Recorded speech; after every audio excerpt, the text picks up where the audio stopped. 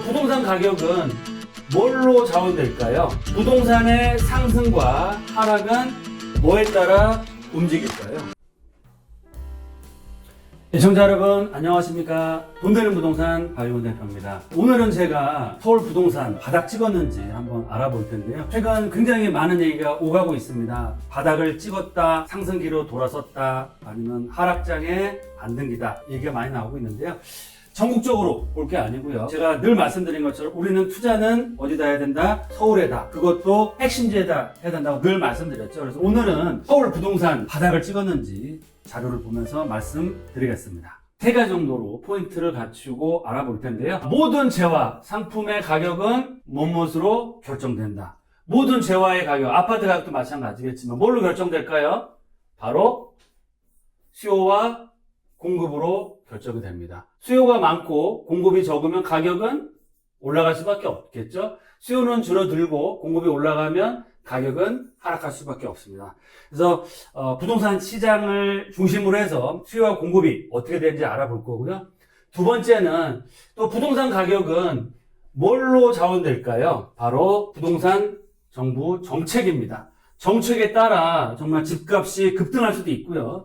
정책에 따라 급락할 수도 있습니다. 그래서 지금 현 시점에 윤석열 정부의 부동산 정책이 어떻게 영향을 미치고 있는지 알아볼 거고요. 세 번째로는 부동산의 상승과 하락은 뭐에 따라 움직일까요? 특히 부동산 시장은 심리에 따라 많이 움직입니다. 즉 집값이 떨어진다 그러면 집을 아예 안 사겠죠.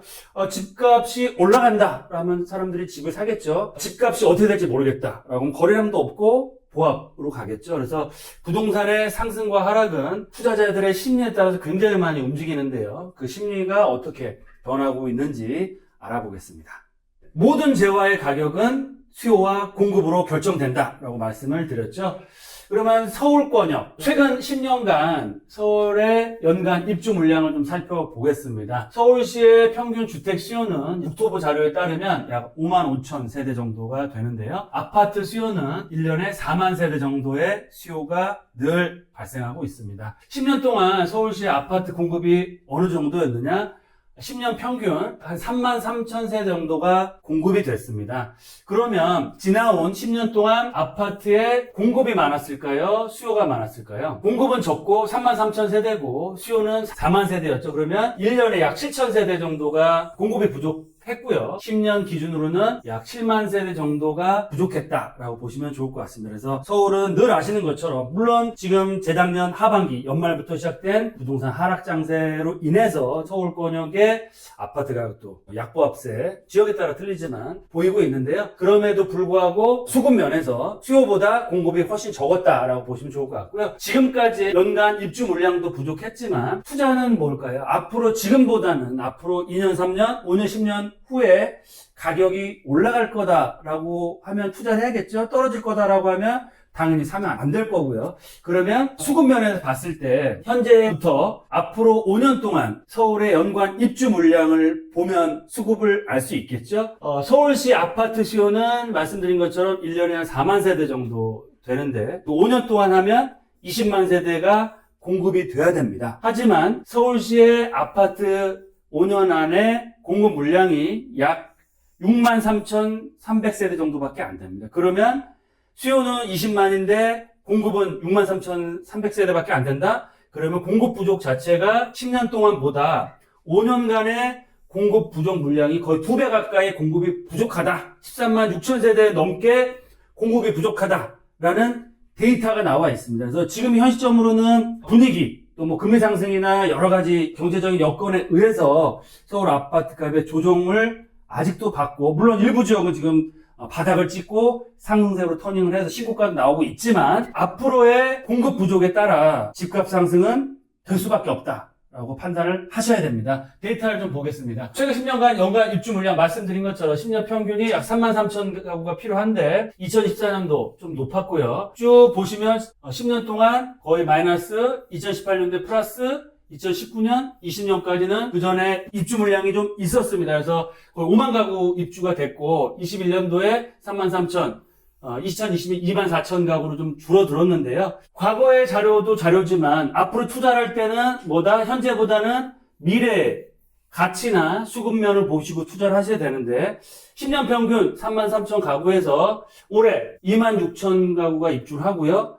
2024년 내년도에는 14,000 가구, 2025년에는 재건축과 재개발을 통해서 2만 세대 정도. 그렇다고 하더라도 3만 3천 세보다 더 부족하고요. 중요한 거는 2025년 이후에 2026년과 27년도는 입주 물량이 어떻게 되죠?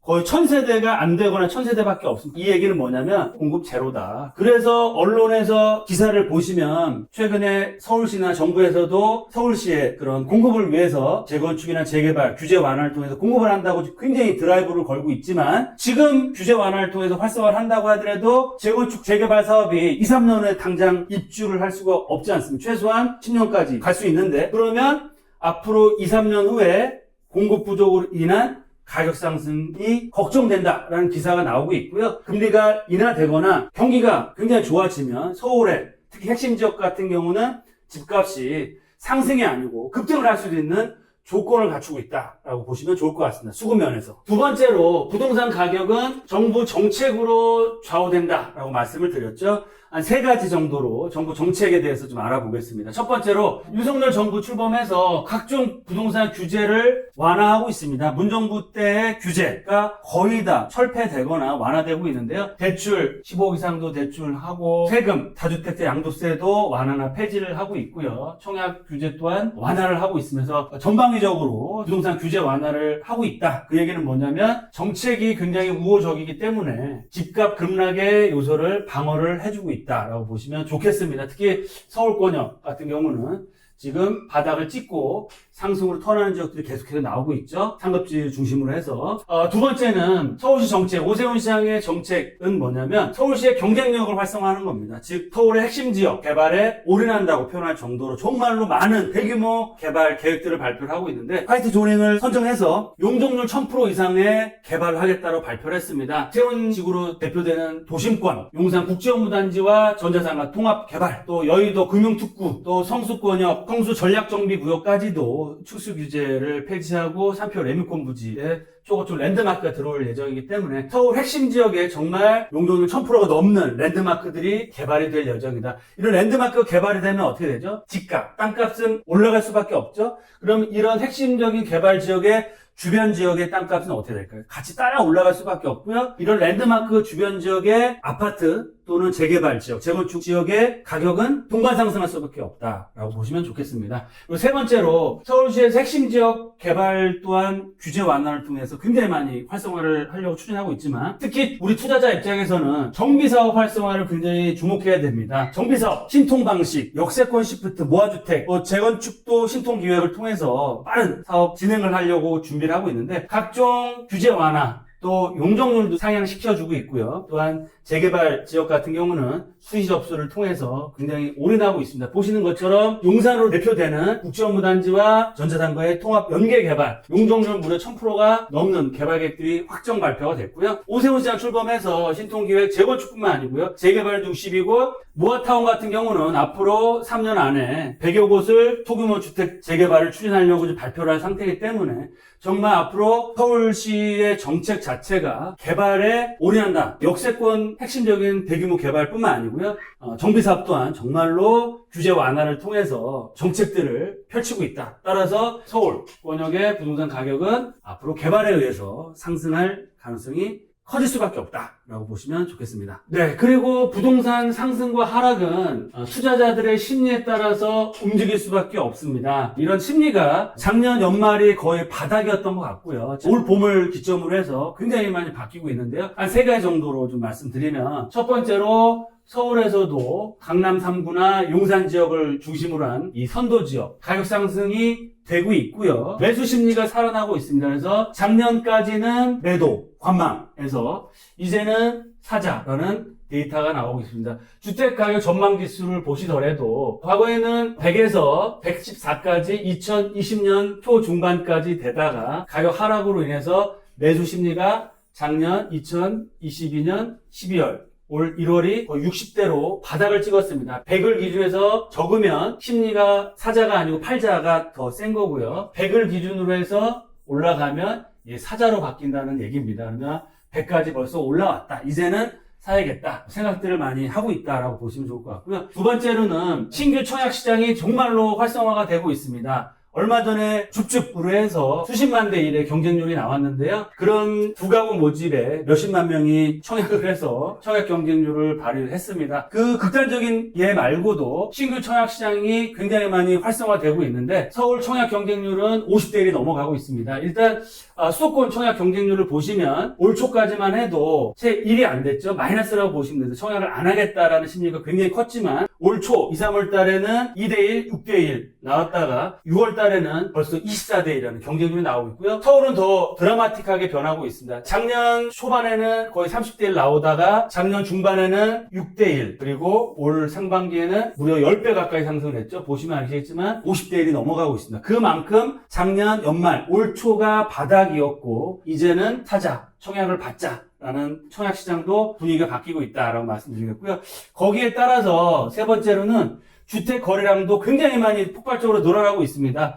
모든 데이터가 똑같이 나오고 있습니다. 서울 아파트 월별 매매 거래량이 3,000에서 4,000 세대가 안정적인 아파트 매매 거래량인데요. 2020년도에는 6,000건이 넘어가서 과열됐다라고 표현할 수 있겠고요. 2021년도부터는 3,500건, 2022년도에 바닥을 찍었죠. 1,000건이 안 됐습니다. 거의 거래가 없었다고 보시면 되는데 올 초부터 해서 1,000건대, 봄부터 거의 3,000대 건을 유지하고 있고요. 6월 달에는 거의 4,000건대로 늘어나고 있습니다. 그 얘기는 뭐냐면 거래량이 는다는 것은 그만큼 가격 하락에 대한 걱정보다는 이제 내 집 실수요자 분들이 내 집 마련해야겠다라는 심리가 커지고 있고요. 아직까지는 투자보다는 실거주 차원의 매수 심리와 매매가 이루어지고 있습니다. 하지만 이제 확실하게 바닥을 찍고 가격이 상승한다라고 봤을 때는 이제 실거주자뿐만 아니고 투자자까지 유입될 수 있는 상황이다. 그래서 선도 지역의 가격 바닥을 확인하고 가격 상승으로 상황 반전이 되고 있고요. 수도권, 특히 서울 지역의 신규 청약 경쟁률 자체가 50대 1이 넘어가고 있고 최근에는 완판을 하고 있습니다. 그리고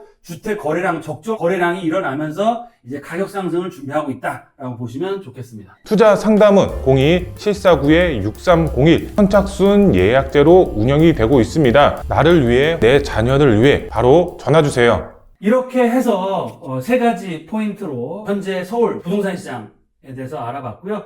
이제 큰 변수만 없으면 바닥은 서울권역은 확실히 찍은 걸로 판단이 됩니다. 서울 집값 바닥 찍었다라고 생각하셔도 좋을 것 같고요. 두 번째, 이제는 집값 떨어질 거야, 빠질 거야, 부정적인 생각을 버리시고요.